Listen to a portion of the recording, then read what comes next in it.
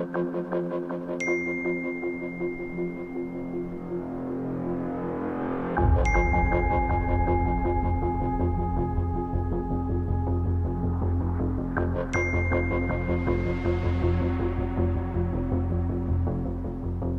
good afternoon. How can I help?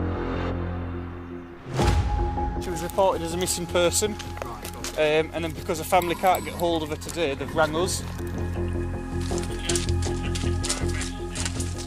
Hello, it's police!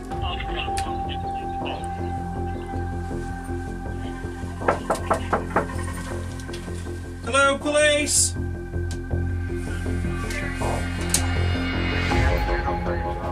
I don't think what we're about to find might be nice.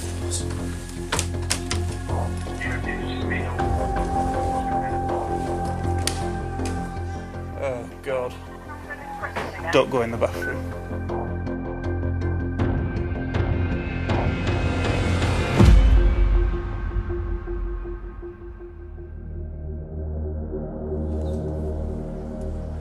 Hello, you awake? What have you taken? Get you out of the bath. Conscious and breathing, conscious and breathing. It's all right. We've gone in. It is a genuine suicide attempt. She's in the bath. Okay. She's cut her wrists with a knife. And Right. Where's she from? Northamptonshire. Yeah, we need to get you some help, lovely. If something happens to cause this. Police were called to attend a holiday cabin in Cumbria. It was a concern for welfare in relation to Fiona Beale. Fiona was a Year 6 primary teacher at a local school in Northampton. We want to help you.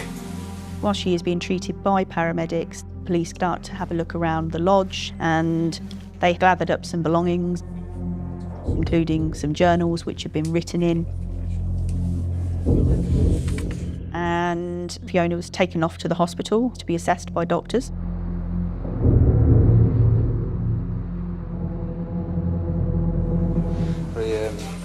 Caesar phone as well. Okay. Fiona, what's the PIN code for your mobile phone? Doctors have started to read through the journals and immediately there was some concern about what had been written in there. The doctors have rightly spoken to officers and said, you need to see this. As they start reading through it, it starts telling a bit more of a story as to some of the emotional impact and a trauma that she's potentially faced at home.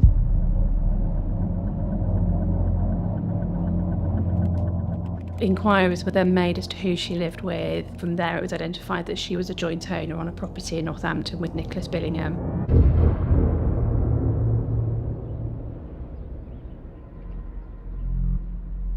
She had written this journal out explaining that she was suffering with real guilt and that she'd done something really bad.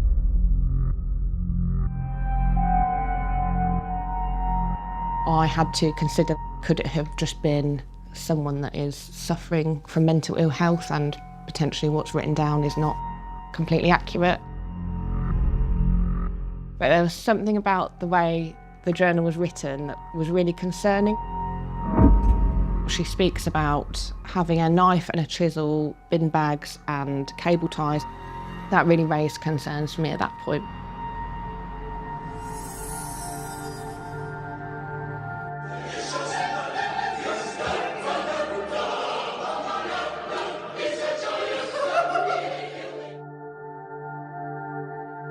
I worked at a primary school with Fiona Beale and I was her teaching assistant.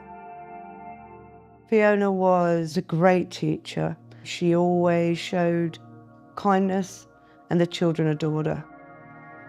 She was funny, outgoing. She was my friend and Fiona and I believe, were good friends.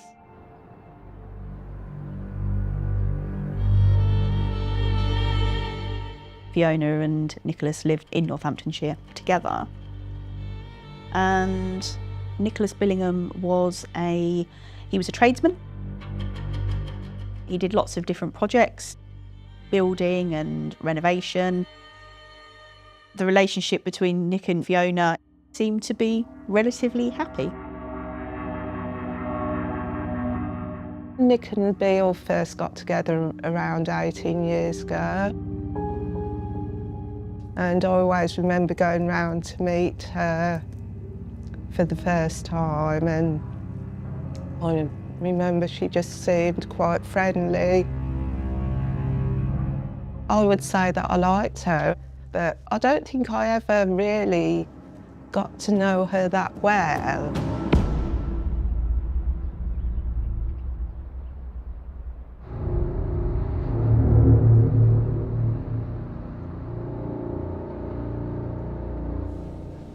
Just to update you, they want a section or a section 2 for her safety, other people's safety. So Fiona's sectioned from the lodge in Cumbria. She's also got to be assessed because she might not be fit to be detained, she might not be fit to be interviewed. They're just going to see if there's transport available from a private ambulance, but they're not sure there's going to be one available tonight. That mental health process has still got to take its place, much to my frustration. We needed to understand the material that was in her journal. You start to dig into that person's psyche, as it were, to understand a bit about them. Was there something going on in the relationship, some sort of trigger that's caused her attempt to take her own life?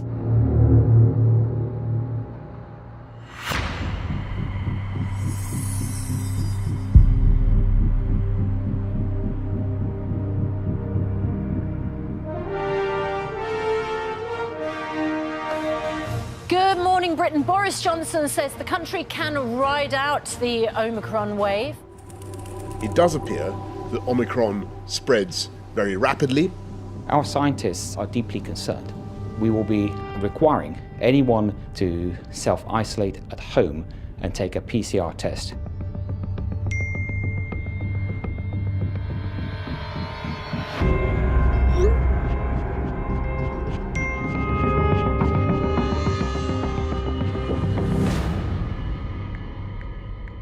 Fiona let the school know that she wasn't going to be able to come in because she'd tested positive for COVID. Fiona had to self-isolate for 10 days, but wasn't allowed to return to work until she had a negative COVID test.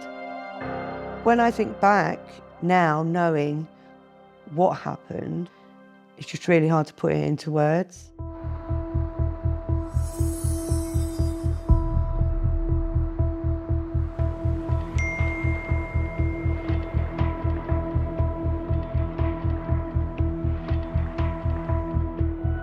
There were also messages being sent from Nick's phone to the place where he was working.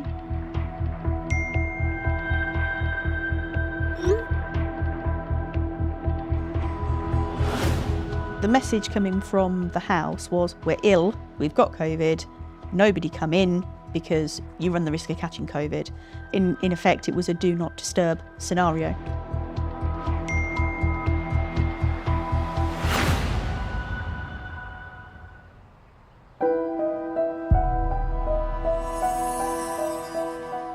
A couple of days afterwards, a news story started to emerge from Fiona's phone.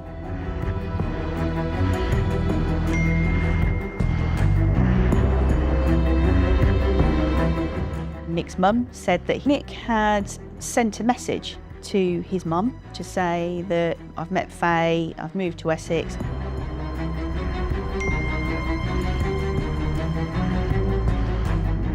Fiona was now on her own and life had carried on. So I think it was within a week of her being back at work. First thing I said to her was, "Oh my God, you look like shit." She looked like she'd aged 20 years in the 2 weeks. And she said that Nick had left her for another woman. I knew Nick had previously cheated and left. So when she said it, I wasn't shocked, but I was very hurt for Fiona. She seemed quite determined that he'd gone and he was not going to be coming back again. People thought Fiona was very much, I'm getting over this and I am moving on with my life. Fiona had made an online order. It was collected from B&Q in Northampton. There was 2 trolleys and it was a mixture of wood chippings, various decorative items which were loaded into her car.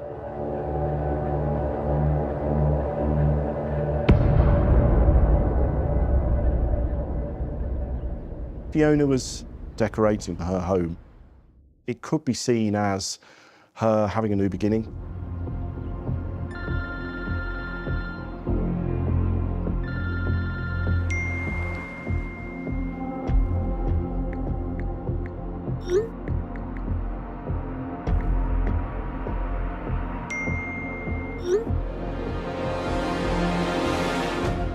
There was a series of messages between Fiona's phone and Nick's phone. It was an argument about the sale of the house and financial matters going forward. Nick hadn't returned to his job. His tools were still there where he worked. There were attempts to get in contact with Nick at the house from who he was employed by. A note was left through the door, which was when Fiona messaged to say that Nick had left and she couldn't give any information on where Nick had gone. You could be forgiven if you weren't feeling very festive at all. With all this talk of a new variant, people asking that very depressing question once again, will Christmas be cancelled? I always felt bad because Nick had gone off and it was Christmas. I had been trying to message Fiona to ask whether it was okay to come round to bring presents. I wouldn't say there were any concerns. I drove round and she just seemed the same as she usually did. You know, she'd give me a hug and said, come in and have a drink. Until I walked into the living room and I said to her, you know, you've been decorating, and she said, yeah, I have. I said, oh, it looks okay, quite good. So she said, yeah.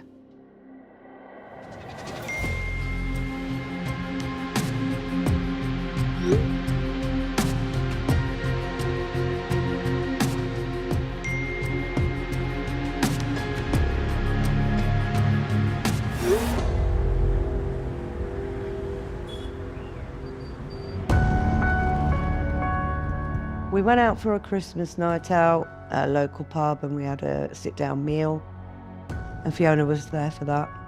We both looked so happy in the picture. I never realised those photos would come back to haunt me.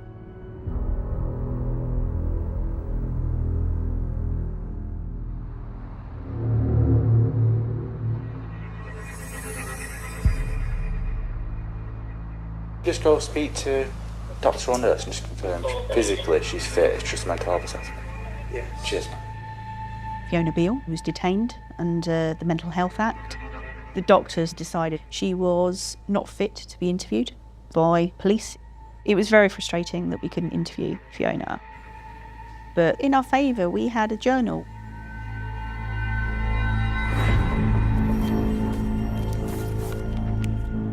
I started to believe the cover story. But in the dark times, I would remember.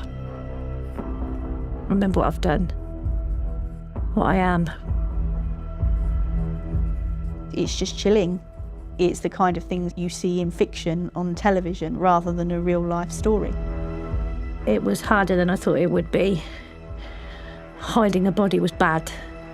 Moving a body is much more difficult than it looks on TV.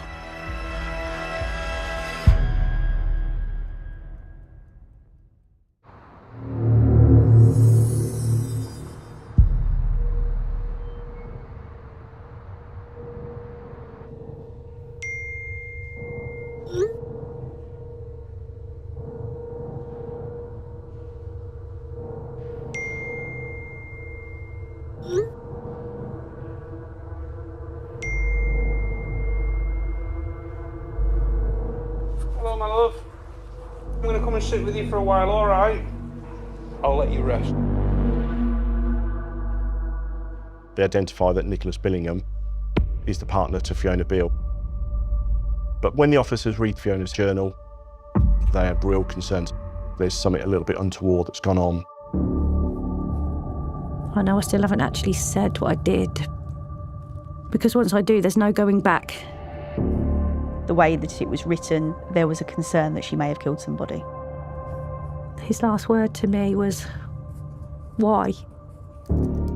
As a result of reading that journal, I was quite concerned that he was very likely to come to serious harm if he hadn't already. I declared Nicholas Billingham a high-risk missing person.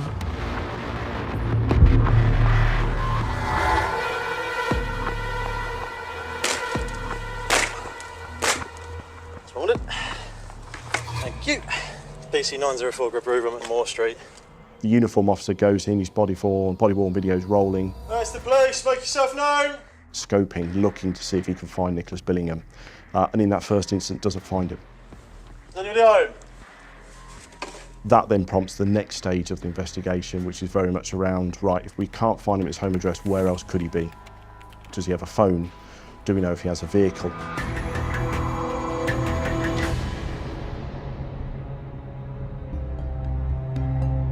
Looking at the phone data, Fiona had been texting a sister.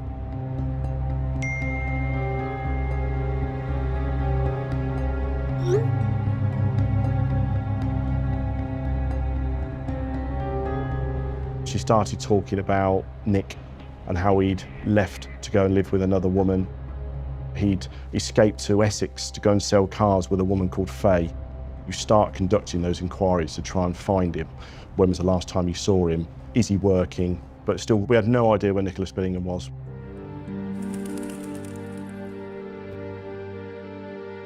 I do remember the day when I received a message from the police. Your son Nicholas is a missing person. And it just took me ages for it to sink in, because I'm thinking, what? Nick, how can he be a missing person? Absolutely, I went bananas. We were constantly getting called by the police. Have you seen Nick? And I got quite cross because I said to the police lady, why are you asking us where Nick is? Why aren't you finding this lady called Faye? As far as family were concerned, he was in Essex, but we knew at the time Nick's vehicle was only parked round the corner.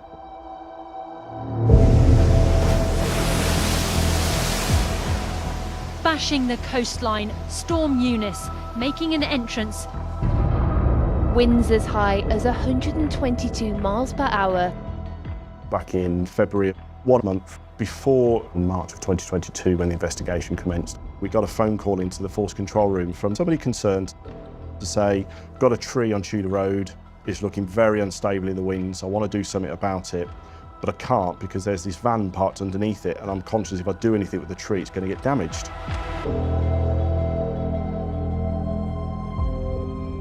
It prompts the control room to send a PCSO round to the registered address of that car, which is on Moore Street, and it's a home address of Nicholas Billingham.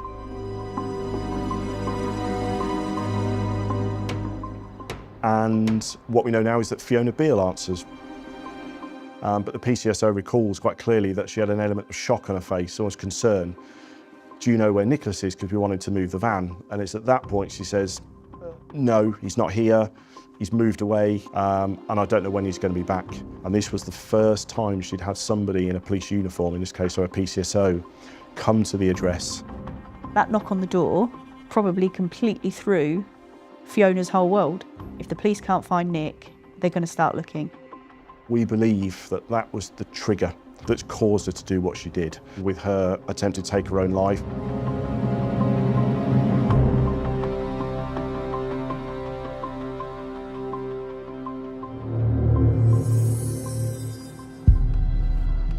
So when we started to look at these inquiries with Essex, nobody'd seen Nicholas Billingham. And all while, his van was parked less than a mile away from his home address on a road called Tudor Road in Northampton.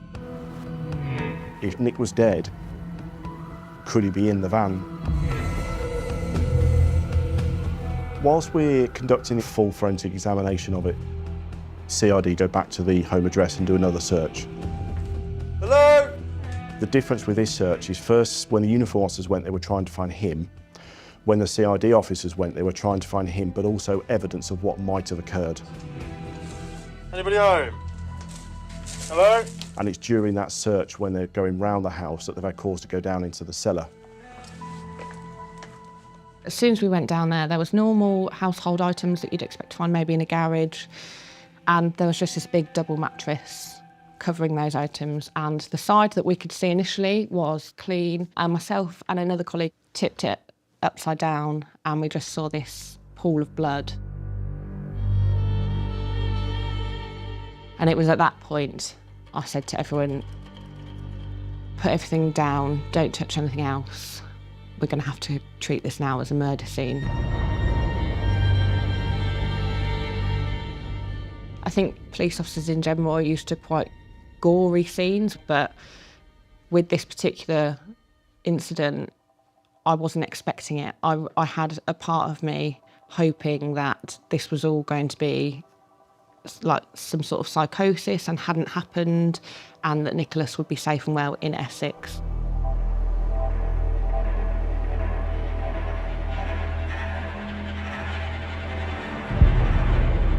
The actual house itself was locked down. It was subject to quite a lengthy forensic examination. And whilst it appeared to be a normal family home, there was also quite a dark side to that. I had considered if it could have just been a violent incident and he was still alive somewhere and had run away from Fiona, but they came back into me and said, there's a big mound of bark and it just looks really out of place. And miscellaneous garden items that all seem to be piled on top. It just wasn't normal because you would use that as a pathway to come out from the dining room. We locked up and that's what we briefed the senior officers on. I then returned to the address with the forensic team. When we went out to the garden, we were looking at that bark, and I think that was everyone's primary hypothesis of where he might be. With these kind of operations, it has to be done very methodically. You have to actually employ the services of specialists like an archaeologist. The dig took a substantial amount of time to uncover layer after layer after layer. From the scene images, you can see that there's wood chipping, there's compost, there's breeze blocks, there's fabric, there's slabs. It's almost like a tomb had been created. Eventually we got down to a layer where there was a grey rug and there was the outline of a body and it was that point that we believed that we had found Nick Billingham. Officers searched the couple's house at Moore Street in Northampton and found a blood-stained mattress in the basement and a grave in the garden. Once Nick had been excavated from the ground, he was transported to the hospital for a forensic post-mortem to take place. I believe it was on a Saturday night. We were asleep in bed at midnight, and Yvonne got a call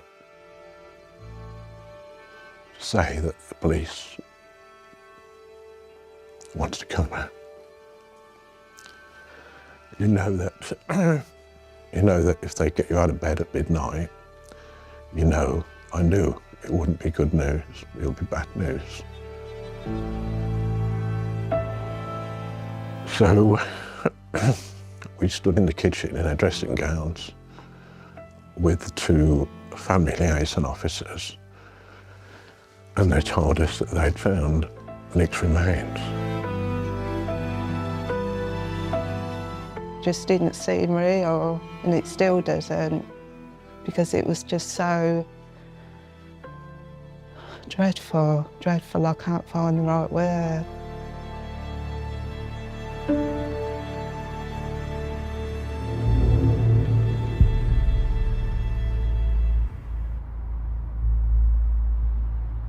Right, Fiona, at this moment in time, I need to inform you you're under arrest for suspicion of murder. We went to the Crown Prosecution Service to request authority to charge Fiona Beale with murder, and she was remanded to custody. Just need to put these on you. She was a trusted teacher. Everyone is so full of questions as to why she would do such a thing. How? When did this happen? We had to build a case.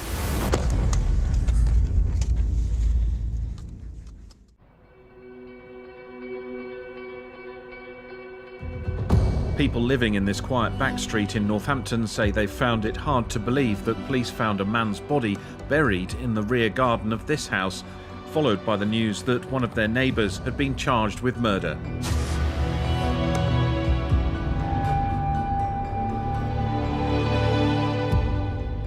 I got an email from work saying they needed to have an emergency team meeting. Fiona had been arrested for a very serious crime. And I'm sorry. Just give me a sec. I was so emotional, I didn't believe it. I didn't believe it for a second. And then I thought, well, it's got to have been something spur of the moment. I think I went through 100 scenarios what it could have been, but I couldn't believe out of all the people I knew, Fiona was arrested for something like that. I was devastated. In March 2022, Beale rented a holiday lodge in the Lake District. They discovered that she had cut her wrists and she was detained under the Mental Health Act. But the officers also found journals written by Beale, journals which spelled out exactly what she had done.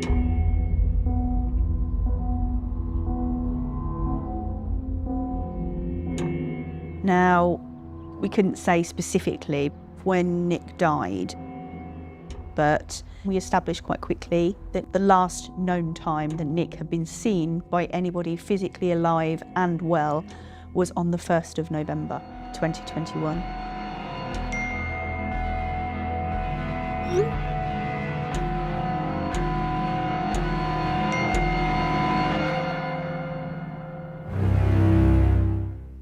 When we unearthed him back in March of 2022, I don't think anybody realised what condition he would be in. And I remember seeing when you saw the skin of his arm for the first time, you realised he'd been there for quite a considerable time. And it's only when we started seeing the forensic post-mortem, we realised that on or around that time of 1st November, end of October, that's potentially when he was murdered. That period of time where they thought Fiona was at home dealing with COVID symptoms. And by the time we've removed him to the ground, he'd been there for 5 months.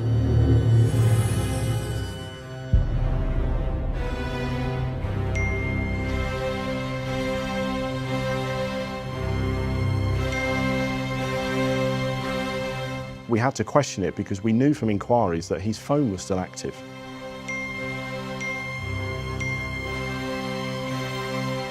We knew he was sending messages because his mum had told us. We thought, well, there's something not quite marrying up here.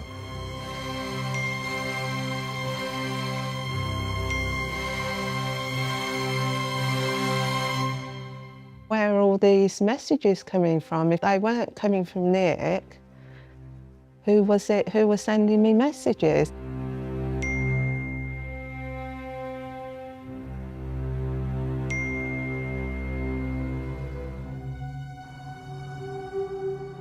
We realised actually that when those messages were sent, they were all sent within the vicinity of the home address. So those times when he said, I'm in Essex with Faye and I'm selling cars, that message was sent when it was in Northampton. When he said he was in Manchester having watched a game of football, that was sent within the vicinity of the home address. And it dawned on us very, very quickly that these messages were not from Nick.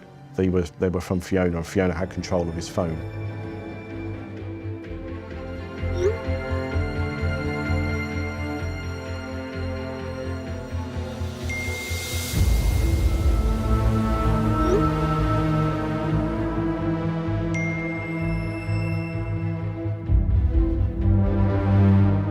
Speaking with Yvonne, her belief was still that he was in Essex with Faye, and I did have to, unfortunately, say to Yvonne and Russell, there is no Faye. I'm 21 years nearly into my police service, and I've never had an inquiry where somebody has fabricated a story and used other people's devices because of a decision to kill somebody. I've never come across that before. To think that a mother spent months believing her son was safe and well is just horrific. When I think back, I spent about an hour there and had Christmas drink. I walked in and it was hugs, you know, kisses. Little did I know that my son was buried in the ground a few feet away. I still can't get my head round it.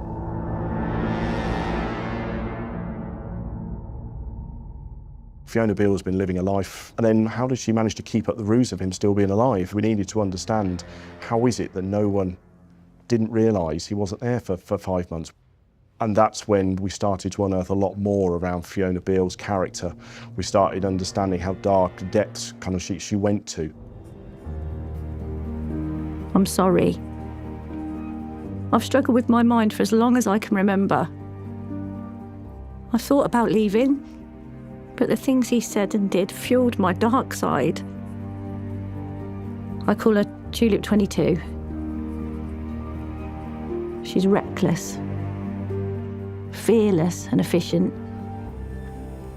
ruthless. Left to right, down, slight right. Within the journals that were found in the lodge, she talked around how Fiona, as a person, would struggle with life.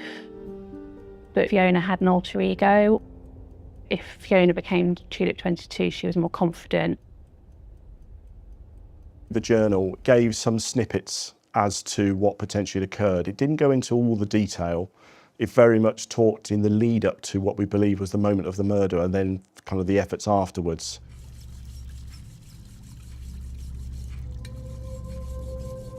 I still haven't actually said what I did. I've planned it mentally so many times before.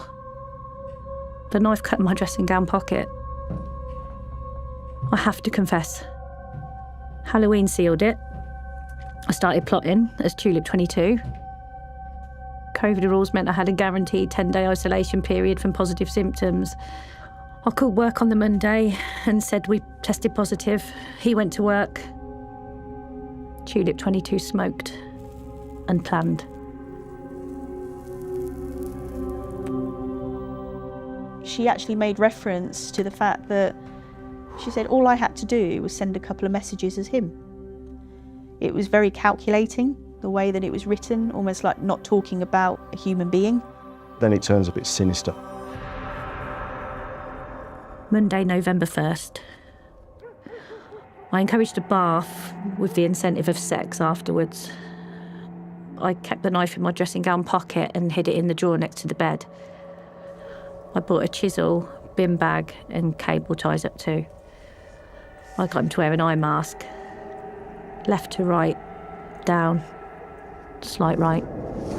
From the pathology report, it was identified that he had a single stab wound to his neck with such force that when that knife went in, that it went all the way through, severing key arteries in his neck. He died potentially within a couple of minutes of that taking place, and it wouldn't have been immediate. What we found with Nick's body was that he was potentially cable tied to the bed. His last word to me was, why? Hiding a body was bad. Moving a body is much more difficult than it looks on TV. It would require a significant amount of effort to move a person of 14 stone through the whole house. In the house, it was quite disturbing what was found. Crime scene officers actually used luminol to look at the walls. There was a very large patch of blood which had been painted over. There was balustrades. They were all missing. It may have been easier to have rolled Nick through the gap. When Nick was found, he did have cable ties around his person. He had bin bags around his head and around his feet. Those potentially could have been used as a mechanism to drag him along. Having charged Fiona Beale with murder, the next stage in the investigation, arguably the hardest and most important, is we're now preparing for trial. The trial of primary school teacher Fiona Beale, accused of murder, is set to start in March. Beale pleaded not guilty to murdering Nicholas Billingham when she appeared before Northampton Crown Court. So when we present a case at court, it's never with any certainty. Fiona's going to come out with her defence around diminished responsibility, around loss of control, and he's going to try and talk about how bad a character Nicholas was. There was a lot of information that was going in Fiona's favour.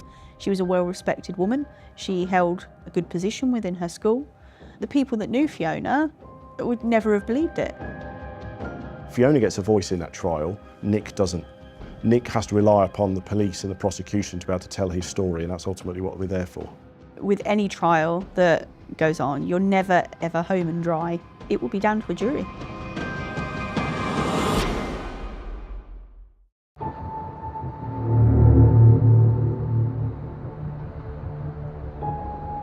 Fiona Beale is accused of stabbing her partner Nick Billingham in the neck at their home in Northampton in November 2021. There's always a strong defence, and whatever defence that is needs to be explored. Fiona opted to pursue 2 defences, which reduce an offence from murder to manslaughter. What was Fiona Beale's state of mind when she stabbed her long-term partner, whose partly mummified remains were found buried in the garden? That is what jurors have been asked to determine. Fiona didn't deny killing the victim, but it was being argued that she had a mental health condition. A defence team had instructed expert witnesses, and a defence was put forward of loss of control and also diminished responsibility. The process of breaking me was slow and imperceptible to most. I am eternally sorry. I'm sorry I didn't leave him. I'm sorry I let him rip my self-esteem and self-worth apart. I'm sorry I let him control me. I'm sorry for what I did. Fiona would say that Nick had spat on her during sex, that he wanted dinner on the table at a specific time. When she cooked the dinner, if he didn't like it, he wants to just throw it at the wall and then made her clear it up. She had to have all of the bottles in the bathroom all facing the same way, that the house had to be scrubbed from top to bottom. The slightest bit of mess would cause a big argument, and it was causing a lot of friction within the house. We know that Fiona was smoking drugs. We know that Nick was gambling. When we considered the relationship between Nicholas and Fiona, we considered domestic abuse.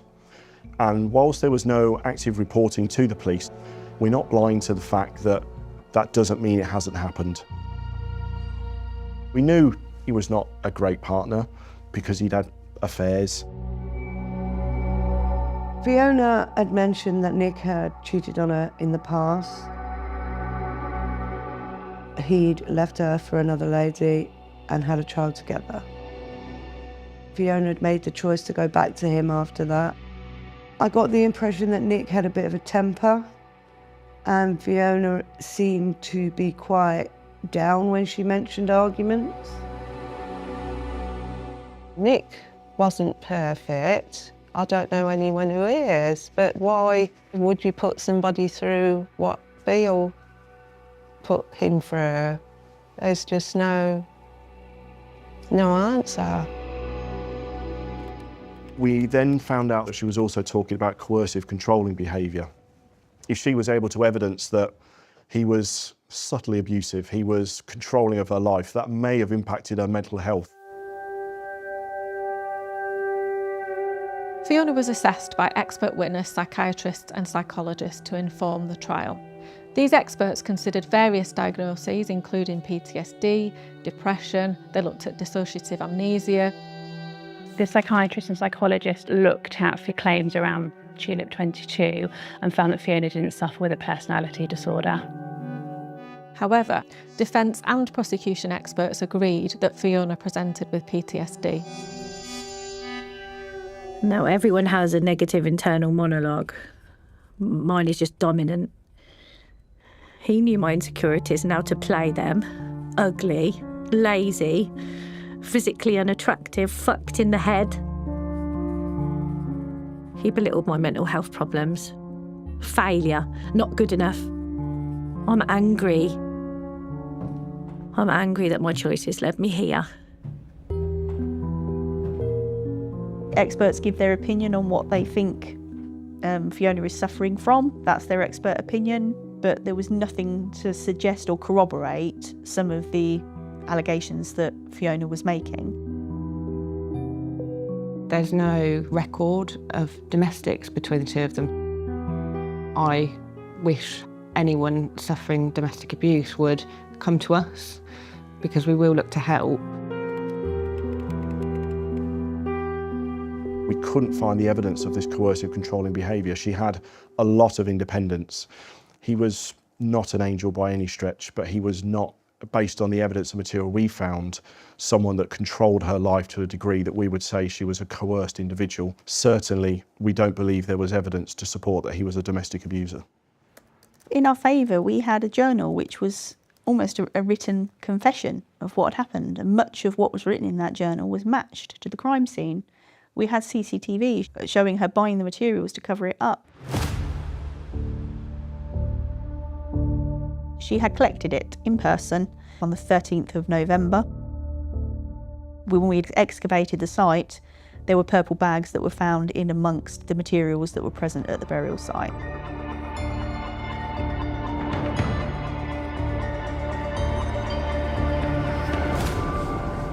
I uncovered a lot of material that suggested there was quite a degree of planning.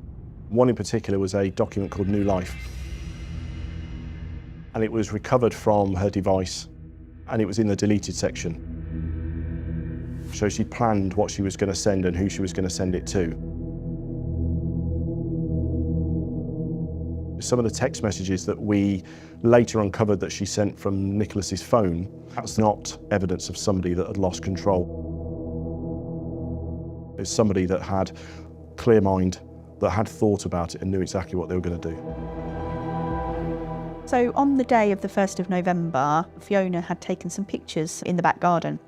They were quite significant because this was only 2 hours or so before Nick was murdered. Clearly quite relaxed, enough to take selfies during the day, knowing what she had planned for only a couple of hours later. Fiona goes back to work after the COVID period, after the period we know when she's killed Nicholas.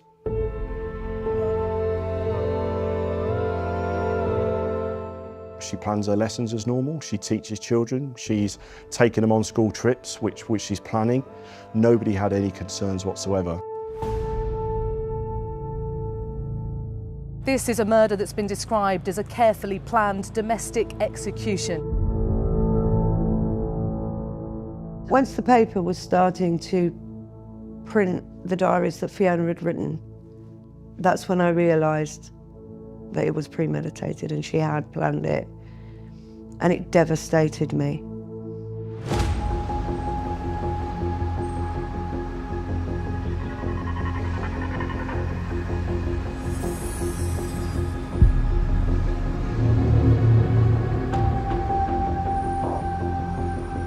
Fiona Beale has already admitted the lesser charge of manslaughter. She's not disputing having killed him, but does deny the charge of murder.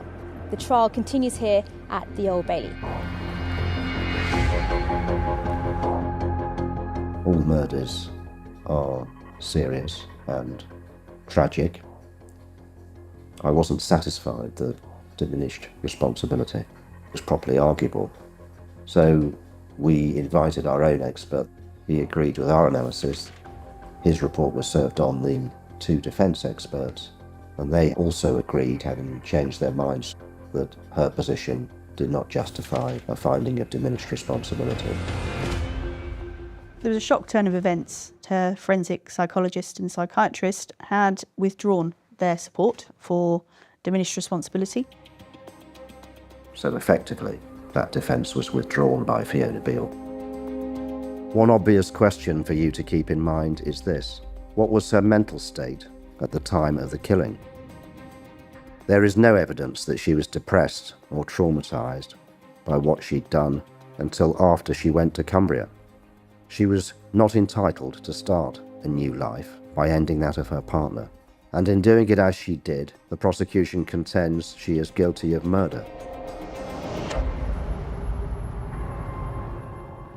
There came a day at trial where defence counsel, in this case Mr. Wheeler, approached me to say that, having reflected on it, Fiona Beale was determined to plead guilty to murder. When the sentence was read out, everybody was elated.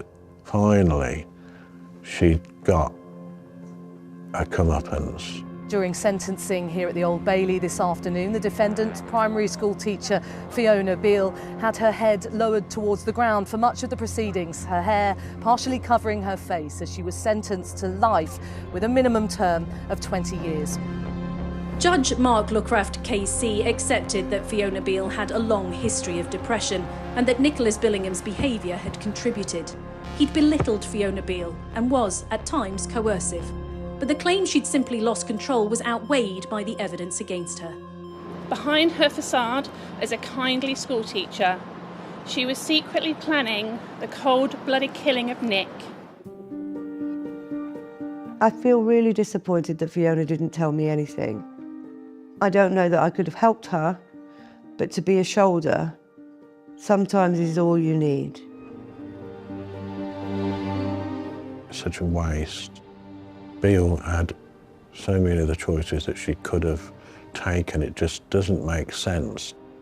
Had she chosen to do something else, like leave Nicholas or not let him back into the relationship, Nicholas would still be alive. I still think that Nick's gonna come and walk through the front door one day and say, you know, hello, Mum. But no, it's not gonna happen, is it?